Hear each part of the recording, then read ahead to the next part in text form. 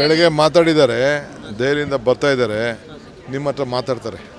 ಅವರೇ ನೇರವಾಗಿ ನಿಮ್ಮ ಹತ್ರ ಏನು ಬೇಕೋ ಅದೆಲ್ಲ ನಾನು ಹೇಳಕ್ಕೆ ನಾನು ತಯಾರಿಲ್ಲ. ಅವರೇ ಬರ್ತಾರೆ, ನಿಮ್ಮ ಹತ್ರ ಮಾತಾಡ್ತಾರೆ.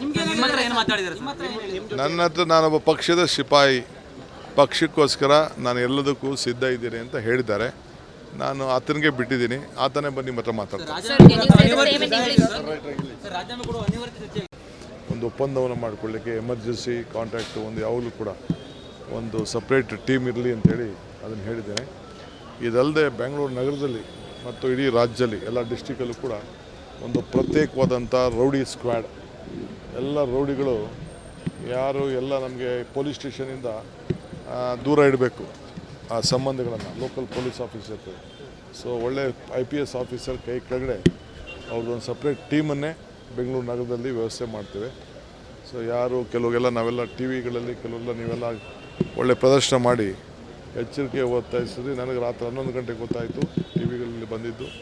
ವಿತಿನ್ 24 hours ಬೆಳಗ್ಗೆ ಅಷ್ಟೊತ್ತಿಗೆ ಅವರೆಲ್ಲ ಅರೆಸ್ಟ್ ಆಗಬೇಕು ಅಂತ ಇನ್ಸ್ಟ್ರಕ್ಷನ್ ಕೊಟ್ಟಿದ್ದೆ. ನಮ್ಮ ಪೊಲೀಸ್ ಅವರೆಲ್ಲ ಅವರೆಲ್ಲ ಅರೆಸ್ಟ್ ಮಾಡಿದ್ದಾರೆ. ಅಂಥದಕ್ಕೆ ಯಾವುದೂ ಕೂಡ ನಾವು ಮುಂದಕ್ಕೆ ಬೆಂಗಳೂರು ನಗರದಲ್ಲಿ ಅವಕಾಶ ಕೊಡೋದಿಲ್ಲ ಯುವಕರಲ್ಲಿ. ಅದಕ್ಕೆ ಒಂದು ಪ್ರತ್ಯೇಕವಾದಂಥ ರೌಡಿ ಸ್ಕ್ವಾಡನ್ನು ನಾವು ಅದನ್ನು ತಯಾರು ಮಾಡ್ತೀವಿ. ಅದಕ್ಕೊಂದು ಸಪ್ರೇಟ್ ಟೀಮು.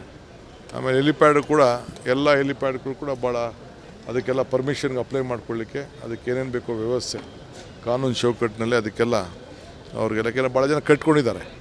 ಅದಕ್ಕೆ ಆ್ಯಕ್ಟಿವ್ ಆಗಿರಬೇಕು ಯಾವಾಗಲೂ ಕೂಡ ಎಮರ್ಜೆನ್ಸಿಗೆ.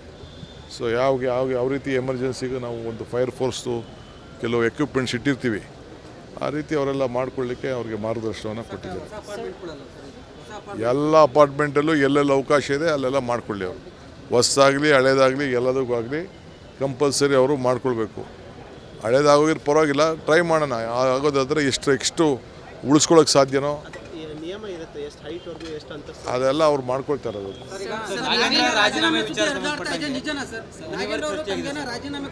ಬೆಳಗ್ಗೆ ಮಾತಾಡಿದ್ದಾರೆ, ದೆಹಲಿಯಿಂದ ಬರ್ತಾ ಇದ್ದಾರೆ, ನಿಮ್ಮ ಹತ್ರ ಮಾತಾಡ್ತಾರೆ. ಅವರೇ ನೇರವಾಗಿ ನಿಮ್ಮ ಹತ್ರ ಏನು ಬೇಕೋ ಅದೆಲ್ಲ ನಾನು ಹೇಳಕ್ಕೆ ನಾನು ತಯಾರಿಲ್ಲ. ಅವರೇ ಬರ್ತಾರೆ, ನಿಮ್ಮ ಹತ್ರ ಮಾತಾಡ್ತಾರೆ. ನನ್ನ ಹತ್ರ ನಾನೊಬ್ಬ ಪಕ್ಷದ ಸಿಪಾಯಿ, ಪಕ್ಷಕ್ಕೋಸ್ಕರ ನಾನು ಎಲ್ಲದಕ್ಕೂ ಸಿದ್ಧ ಇದ್ದೀನಿ ಅಂತ ಹೇಳಿದ್ದಾರೆ. ನಾನು ಆತನಿಗೆ ಬಿಟ್ಟಿದ್ದೀನಿ, ಆತನೇ ಬಂದು ನಿಮ್ಮ ಹತ್ರ ಮಾತಾಡ್ತಾರೆ.